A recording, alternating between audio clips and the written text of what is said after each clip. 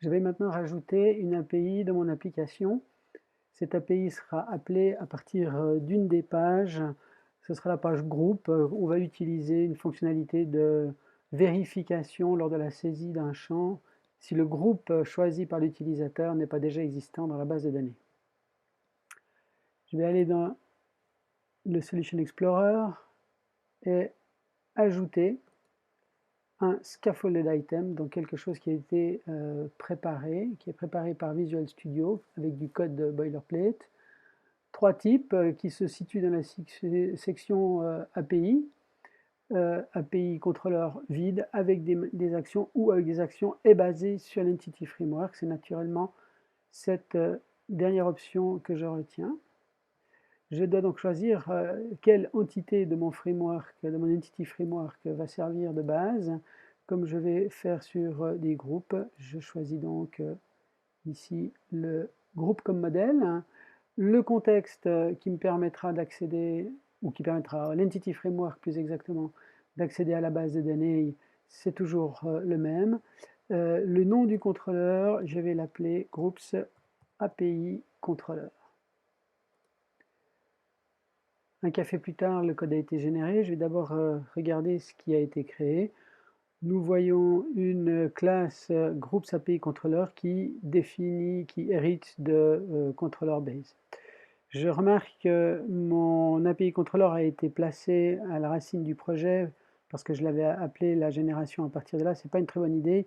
Je vais le déplacer à l'intérieur de contrôleur pour qu'il soit ensemble avec les autres contrôleurs, bien que ce soit un contrôleur peut-être d'une nature un peu différente, mais ça reste un contrôleur.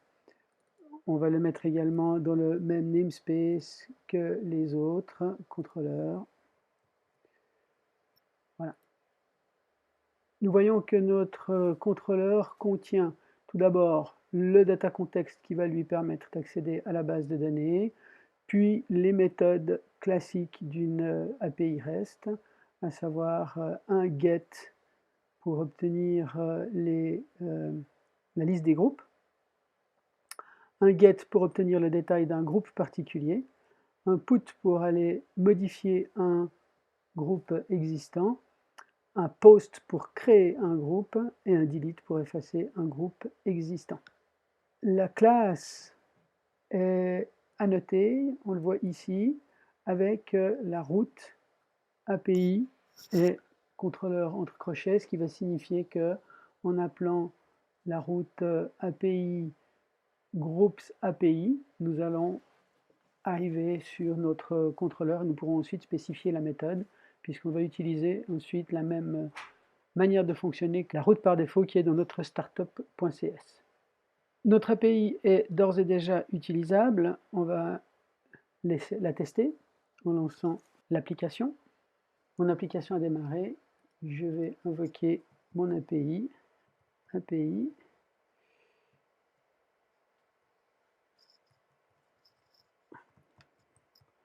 Groups API.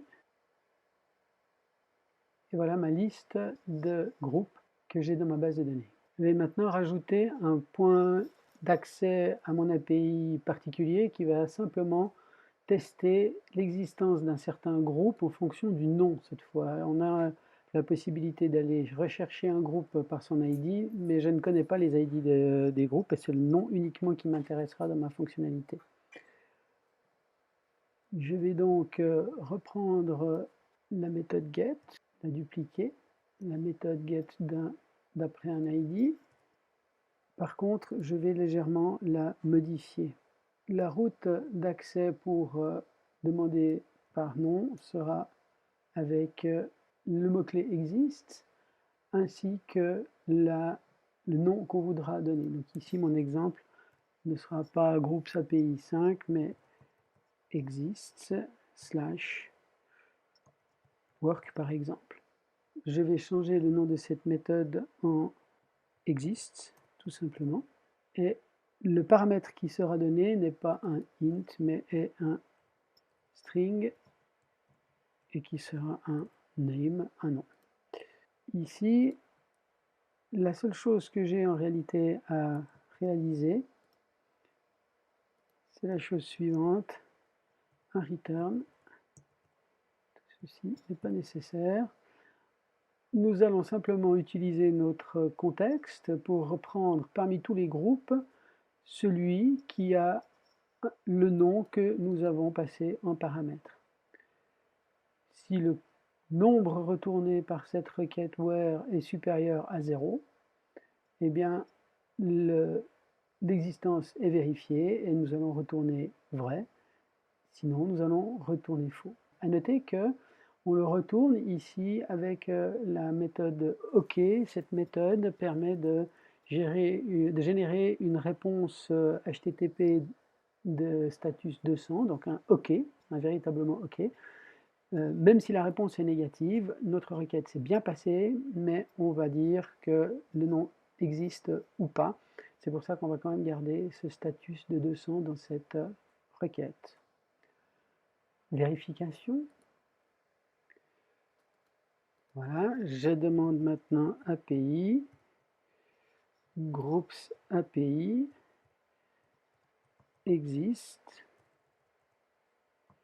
Je demande si le groupe Toto existe. La réponse est non. Je vais demander si le groupe travail existe. La réponse est vrai. À noter que la recherche n'est pas sensible à la casse. Je vais maintenant utiliser ce point d'accès pour vérifier l'existence, ou non, plutôt la non-existence d'un groupe lorsque je vais en créer un nouveau. Je vais donc aller dans mes vues, prendre vue de groupe, je n'en ai qu'une qui est index. Dans cette vue, je vais rajouter un formulaire qui va me permettre d'ajouter un groupe. En tout cas, c'est l'intention, c'est qu'il ajoute un groupe. Donc, ce formulaire renverra sur la route groups. On a une méthode post qui va le faire. Donc, j'ai encore à préciser ici que la méthode est post. Voilà. Je vais avoir un simple label, un champ d'entrée et un bouton de soumission. J'ai mis des ID à chacun de ces éléments car ils vont me servir dans du code JavaScript. Je leur ai mis comme classe Bootstrap des classes de boutons pour la présentation. Ici surtout pour le message d'erreur, une classe hidden, donc ce message est caché et ne sera montré qu'en cas de problème. À noter que dès le démarrage de l'application, le bouton de soumission est disabled, effectivement le champ étant vide. Le JavaScript, maintenant que je vais devoir mettre en place pour réaliser ma fonctionnalité, je vais le mettre dans le même fichier que celui que j'ai utilisé précédemment pour ma navigation.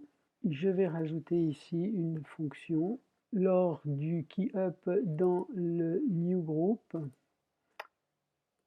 Donc le new group étant l'input ici. Lorsque nous aurons une touche frappée, deux conditions vont être nécessaires pour valider notre nom de groupe. La première, c'est qu'il devra avoir au moins 2 caractères, donc la propriété disabled du bouton de soumission sera mis à true si la longueur du contenu du champ est inférieure à 2. Deuxième point, c'est celui qui nous intéresse le plus, c'est celui qui consiste à faire un appel AJAX sur API groups API exist et on va soumettre avec dans la route la valeur qui a été introduite dans le champ. Lors de la réponse, nous allons regarder, la réponse étant true ou false, nous allons pouvoir la mettre directement dans un if. Si la réponse est true, donc le groupe existe déjà, nous allons désactiver le bouton et nous allons enlever la classe hidden à notre message error group. Dans le cas contraire, le groupe n'existant pas, nous allons rajouter la classe, c'est-à-dire cacher le nom, le message d'erreur. Une fois dans l'application, je vais dans ma page de groupe, où j'ai mon formulaire, le bouton est désactivé.